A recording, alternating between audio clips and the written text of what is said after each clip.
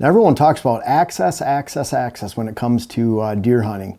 And it doesn't matter if it's public or private land, access is critical. That's probably the #1 hunting attribute that you can have, is to be able to get on and off a property, whether it's public land or private land, without spooking deer. Private land's awesome because the difference between private land and public land is you're looking for the same things. You're looking for daily movement, daily food source movement, daily bedding movement, travel corridors.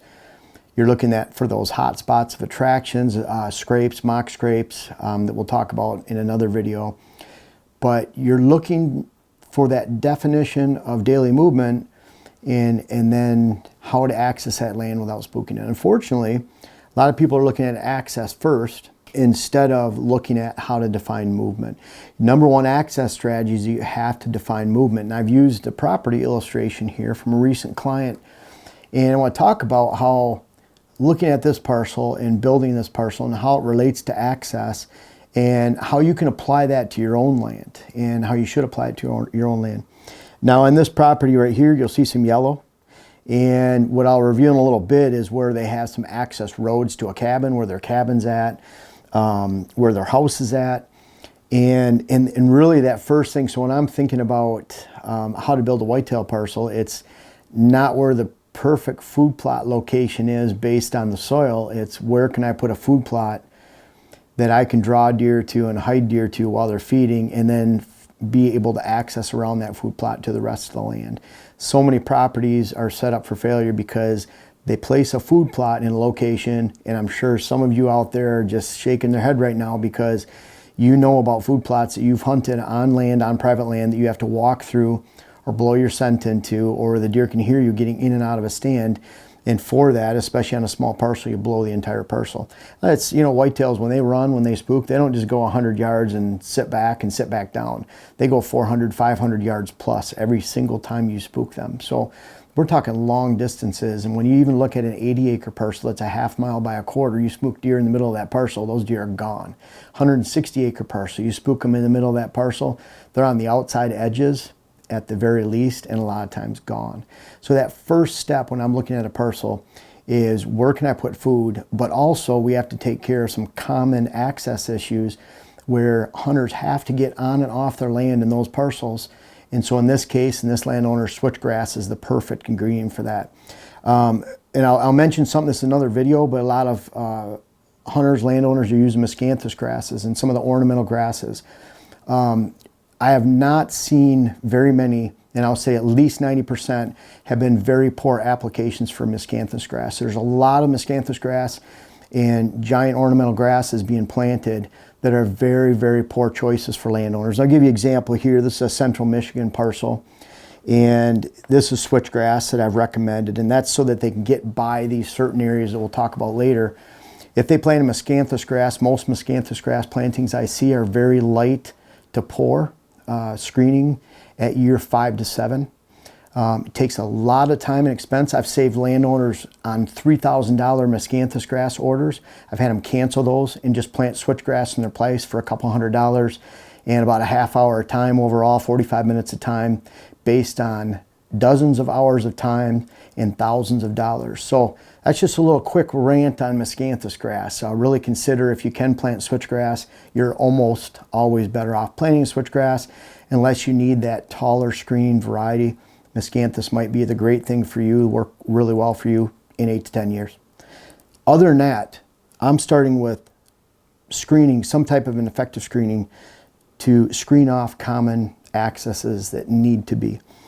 Next, I start working on those food plot locations. So once you have screening around a house, once you have screening along a driveway, you can actually start working on effective food plot locations as it relates to the deer flow and how deer move around the property or can move around the property.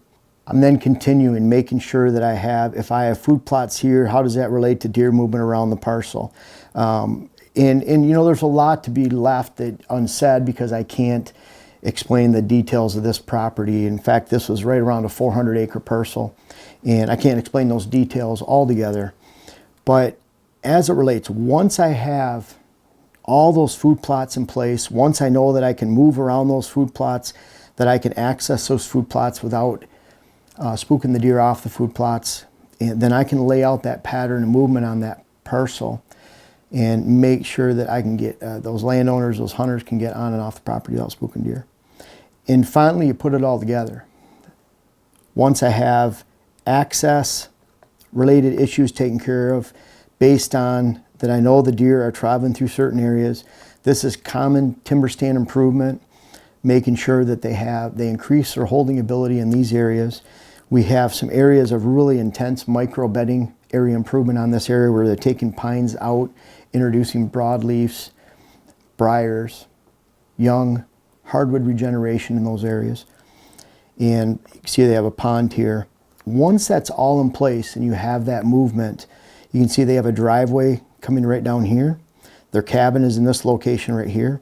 So they can actually access through switchgrass to get to an area of deer travel through early successional growth, really high stem count. So they're actually grinding down a trail through there with a forestry mulcher or forestry head on a bobcat. And it's the same over here. They already have a lot of hardwood regenerations and clear cut areas. I want them to have the ability to come down the driveway to their cabin and then hunt areas along that driveway. The driveway is nice because it's a common area that deer become used to, someone going up and down all the time to access that cabin. No, that doesn't mean that a mature buck will bed right next to that driveway. In fact, he would probably bed in these areas right here and getting away from the cabin, and then those food plots are used to define where does and fawns bed.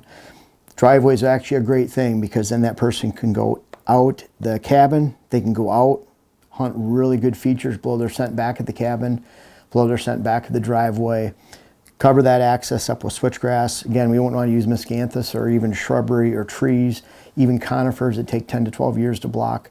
The switchgrass is something that they can offer immediately right now within 2 years at a very low cost. They have a lot of other things to spend their money on this property. Once all that habitat movement, once you have bedding areas, you have holding cover, general holding cover across the land, and I gave the landowner a prescription for that, how to hold more deer in those areas, what to do. You have the switchgrass areas planted for easement. This blocks the house right here. Then you can work on tree stand locations, accessing hunting locations, blinds, tree stands. In this case, the white areas are potential redneck blinds or redneck ghillie blinds that they're going to put in those areas, hidden areas. And then the red are actual tree stands. Notice you're accessing perpendicular. So if this line of movement right here, the best thing is just to come across the ag field and go straight to it. But they're using a common ground out border access, and then they're diving straight into that line of movement instead of actually walking along the line of movement. They're coming into it and then perpendicular. When they're coming to a stand like this, then they're coming in perpendicular to it. When they're going along the road to these stands, perpendicular right to the line of movement. That perpendicular access, they're coming out of a common hunting access right here, and then they're diving straight into the line of movement. The whole point of this is that at the line of movement, which is right here, your stand location is the closest to that line of movement compared to any of your other access. You're making sure that if you access at an angle or you access straight there, a lot of times that I'm putting brush piles at the base of a tree, making sure that not only you can't go beyond that point, but deer can't come through that point to smell your access. There's really no reason for them to come in on your access when they have everything on the inside that they need. So think about accessing your stand locations. In this case, there's huge areas. And this is on a 400-acre parcel, so it's really fragmented. So you have a giant area right here that's all a common, secure sanctuary area. You have another area here, and then you have another area down here. So they're maximizing 3 large areas on their land. If they're using stands over here, they're blowing their scent back at the cabin.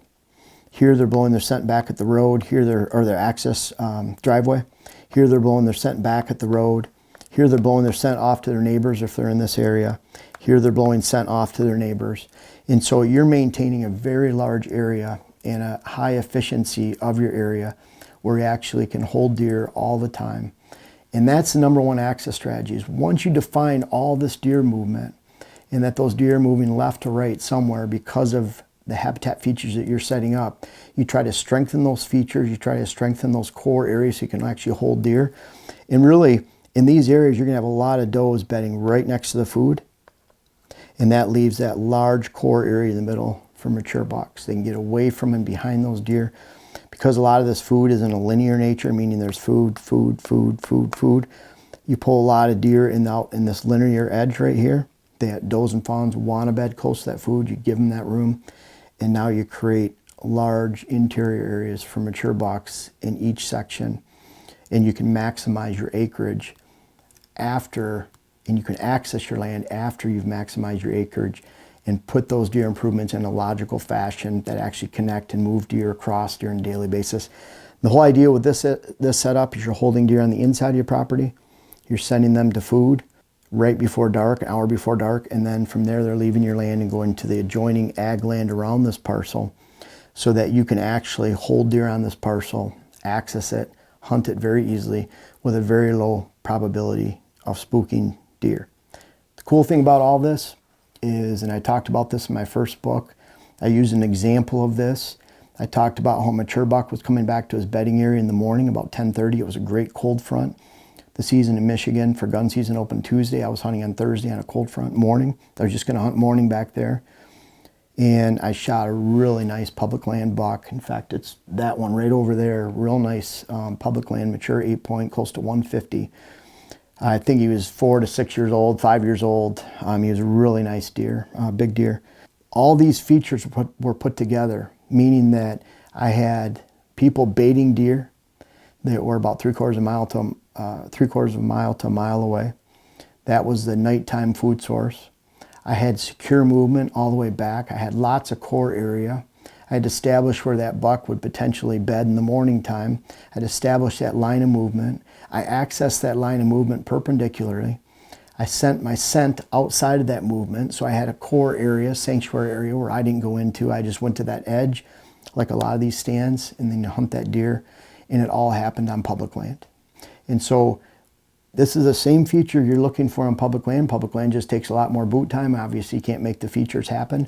You look for those same features. I'm not trying to reinvent the wheel. This is how I see whitetails move. It doesn't matter what state I'm with clients in, where they're at. The balances are different. For example, that UP buck was probably moving a mile on a daily basis. And then the neighboring hunters on bait piles on public land, and I was hunting public land, are showing me his trail cam pictures that he was hitting those bait piles in the middle of the night. When you get to northern ag areas, northern Ohio ag areas, southern Wisconsin, northern Indiana, Illinois, where the land is really fragmented with mostly a lot of ag and then fragmented with these really small micro patches of cover that deer have to live in, then they will move 150 yards on a daily basis. Around here, I would say the average buck, the majority of the season, is only moving 200 to 300 yards during the daylight.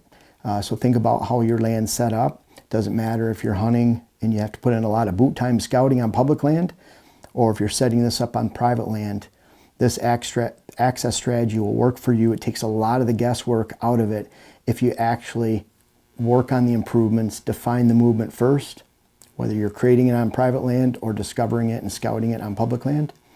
And then you can use your stand access and stand locations to take advantage of those movements, blow your scent to the outside, walk through non-deer cover, and you can have a great hunt this fall. This is how I hunt. It doesn't matter where I hunt. It doesn't even matter if I'm still hunting out in the hills of Pennsylvania and I'm walking to an edge and I'm looking over at a movement that travels left to right in front of me, and then I'm stepping back, going down 200 yards, looking over that ridge and doing the same thing. It's the same type of hunting style. It's what you should match on your land. Nothing should be random. And I hope this will help you access for a better deer hunt this fall, because access is key.